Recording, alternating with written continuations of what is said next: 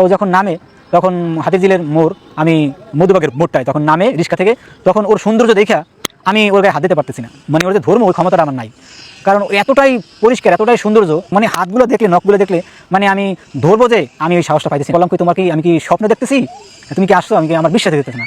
এটা আসলে আমি যখন আমি ভালো ইনকাম করা শুরু করছি, আমি যদি মাসে আমি যদি পার ডে 2000 করে পাই, আমার তখন ইনকাম মাসে কত হাজার টাকা হিসেব করেন। তো পার ডে 2000 করলে মাসে ইনকাম, আমার টাকাটা খাওয়ার মতো কেউ নাই, তো আমার আম্মাও বেঁচে নেই, আমার আব্বুও নাই, আমার ফ্যামিলিতে কেউই নাই, তো আমার টাকাটা আমারই।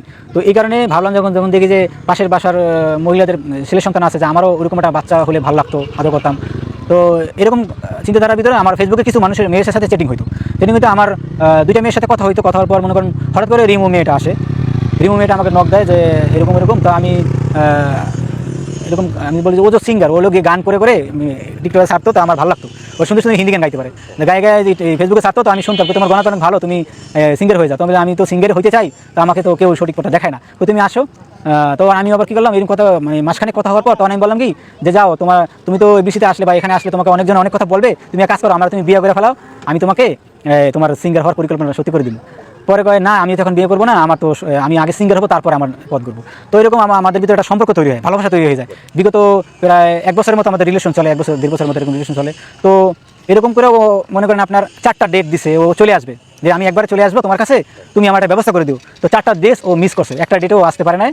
দেন আরেকটা যখন ওই যে করোনা শুরু হলো 2020-এ, তখন ও একদিন বলে আমার যে আমি তো অবশেষে মানিক সুমাইয়া রিমুকে নিয়ে মুখ খুললেন সাংবাদিকদের সামনে, সব কিছুই ফাঁস করলেন। কিভাবে তাদের প্রথম দেখা হয়েছিল, কিভাবে বিয়ে হয়েছিল, আর কিভাবে সুমাইয়া রিমুকে এ পর্যন্ত নিয়ে এসেছে মানিক, সব কিছুই বললেন। অথচ সুমাইয়া রিমু সেই স্বামীকে ফেলে চলে গেছে। সে বলে মানিক নাকি পরকীয়া করে, অথচ এই বেটাকে দেখে বোঝার উপায়ই নেই যে বেটা পরকীয়া করে। হয়তোবা সুমাইয়া রিমু অন্য কাউকে ভালো লেগেছে আর এত দূর পর্যন্ত এসে গেছে, তার জন্যই কিন্তু মানিককে ছেড়ে দিয়েছে সুমাইয়া রিমু। এটাই কিন্তু মূল। তো পুরো ভিডিওটা দেখতে থাকুন বিস্তারিত জানতে।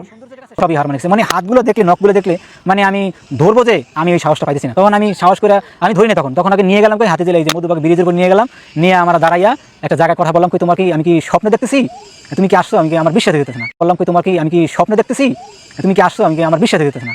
তো আমি তোমার হাঁটা ধরি, ধরো, পরে আমি ধরলাম, ধরবো, আমি তোমার একটা চিমটি দিই, পরে চিমটিও দিছি, ওরা চিন্তা এবার বিশ্বাস এসেছে, হ্যাঁ এবার বিশ্বাস এসেছে। তখন আল্লাহ সাহস পেলাম হাত ধরার, এই হাত ধরে অনেকক্ষণ গল্প হয়েছে। সেটা হয়েছে সেই জায়গাটাও এখনও মুখস্থ করা। আমরা যখন ওই রাস্তা দিয়ে দুজনে যাই, তখন ওই জায়গাটা আমাদের চোখ পড়ে, আমরা আলোচনা করি যে এই জায়গাটাই আমাদের ফার্স্ট দেখা। তো আমাদের কিন্তু দেখা হয় না, প্রেম হয়েছে ফেসবুকে। তো তারপর মনে করেন আমরা কী করলাম, একটা রুমে আসলাম, রুমে আসার পর রুমে আসলাম না, আমরা ওখান থেকে মনে করেন আমরা গেলাম। তখন আমি যে পাশে চা খাই, যে দোকানে, ওইটারই পাশে আমার বাসা।